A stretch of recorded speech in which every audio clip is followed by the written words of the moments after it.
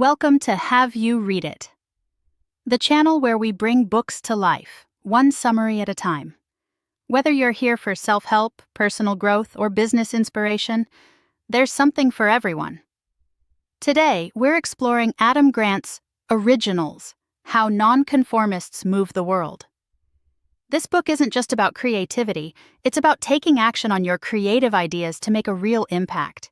It's about becoming an original, someone who champions novel ideas and brings them to fruition. Grant begins with a compelling story, the rise of Warby Parker, an eyewear company that challenged a giant industry player and achieved remarkable success. This story highlights a central theme. Originality often involves questioning defaults, the established ways of doing things.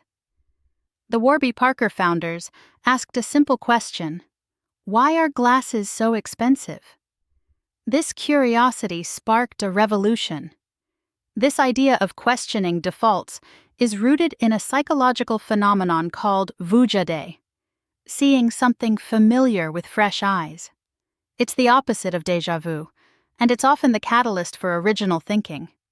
The book explores two paths to achievement: conformity and originality. Conformity involves following established norms, while originality involves charting a new course. Grant emphasizes that originality isn't about being completely unique, but rather about introducing and developing unusual ideas that improve a particular domain. One surprising insight from the book revolves around browser preferences. A study found that people who use Firefox or Chrome tend to stay in their jobs longer and perform better than those who use default browsers like Internet Explorer or Safari. This isn't because of the browsers themselves, but because choosing a non-default browser signals a proactive personality, a willingness to question defaults, and a desire to find better options.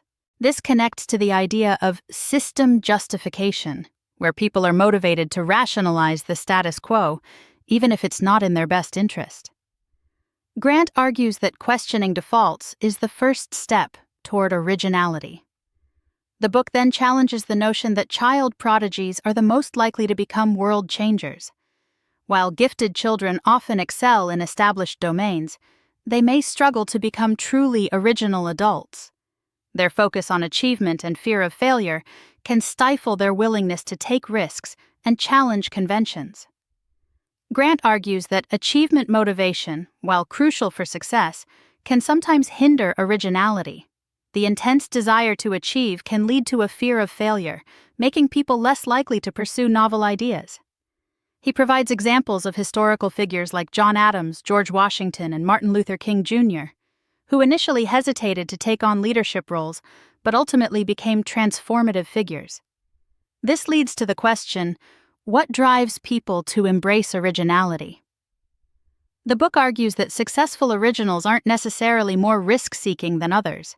Instead, they manage a risk portfolio, balancing risks in different areas of their lives. They might take a big risk by starting a company, but offset it by keeping their day job or maintaining a stable family life.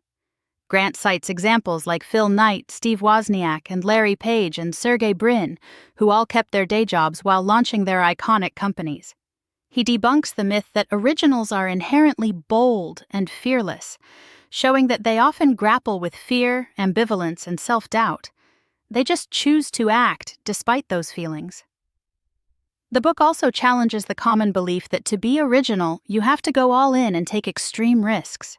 A study of entrepreneurs found that those who kept their day jobs while starting their businesses had lower odds of failure than those who quit their jobs. This is because keeping a day job provides a safety net, reducing the pressure to achieve immediate success and allowing for more experimentation and refinement of ideas. Originality, Grant argues, often comes from a place of security, not recklessness.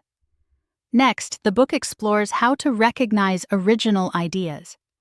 It turns out that creators are often terrible judges of their own work.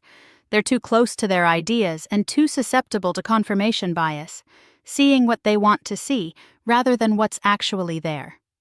This is why feedback is crucial. The book argues that the best feedback often comes not from managers or test audiences, but from fellow creators. Peers are more open to novelty and less biased by existing prototypes. They can provide valuable insights that help to refine and improve original ideas. This connects back to the Warby Parker story. The founders didn't rely on their own judgment or the opinions of industry experts. They sought feedback from friends and potential customers, testing different names, website designs, and pricing models. This iterative process helped them to refine their idea and increase their odds of success. Another key aspect of championing original ideas is communication. Grant introduces the Sarek effect, named after a fictional social scientist. This effect suggests that it can be more persuasive to highlight the weaknesses of your idea up front, especially when speaking to a skeptical audience. This disarms the audience, makes you look smarter and more trustworthy, and can even lead to a more favorable assessment of the idea itself. The book also explores the importance of familiarity in making ideas stick. The mere exposure effect shows that the more we encounter something, the more we like it. This is why repetition is key in communicating original ideas. It's also helpful to connect new ideas to familiar concepts, as the writers of The Lion King did by reframing their story as Hamlet with lions. Grant then examines the challenge of speaking up with original ideas. He distinguishes between power and status. Power is about having control over others, while status is about being respected and admired. He argues that it's risky to try to exercise power without status, as people are less likely to listen to someone they don't respect. This is what happened to Carmen Medina, a CIA analyst who had a groundbreaking idea for sharing information online, but was initially ignored because she lacked status within the organization. Years later, after gaining status through her work, she was able to champion the same idea successfully. The book also addresses the challenge of speaking up as a woman or a member of a minority group. Research shows that women and minorities often face greater scrutiny and backlash when they voice dissenting opinions. However, this can be mitigated by speaking up on behalf of others or by focusing on shared goals and values. Another key theme is the importance of choosing the right audience. While it might seem natural to seek support from agreeable people, Grant suggests that disagreeable managers can sometimes be better advocates. They're more likely to challenge your ideas and push you to refine them, which can ultimately make them stronger. He also emphasizes the importance of tempered radicalism, the ability to balance passion for an idea with the pragmatism needed to make it palatable to a mainstream audience. Next, the book turns to the question of timing. It challenges the common belief in a first-mover advantage, arguing that it's often better to be a settler than a pioneer. Settlers can learn from the mistakes of pioneers, improve upon existing technologies, and enter the market when it's more developed and predictable. This connects to the idea of strategic procrastination. While procrastination is often seen as a negative trait, Grant argues that it can be a valuable tool for creativity. Delaying a task can allow for more divergent thinking, leading to more original ideas. It also keeps us open to improvisation and allows us to adapt to changing circumstances. He points to Martin Luther King Jr.'s "I Have a Dream" speech, which was largely improvised, as an example of the power of procrastination. The book also explores the two life cycles of creativity, conceptual and experimental. Conceptual innovators tend to have their biggest breakthroughs early in their careers, while experimental innovators often peak later in life. This is because conceptual innovation is about having a big idea and executing it quickly, while experimental innovation is about trial and error, learning and evolving over time. Then, the book explores the importance of building coalitions to champion original ideas. Grant uses the example of the women's suffrage movement, where internal conflicts and disagreements about tactics hindered progress. He introduces the concept of horizontal hostility, where groups with shared goals often clash over minor differences. He suggests that the key to building effective coalitions is tempered radicalism, moderating extreme views to make them more palatable to a wider audience.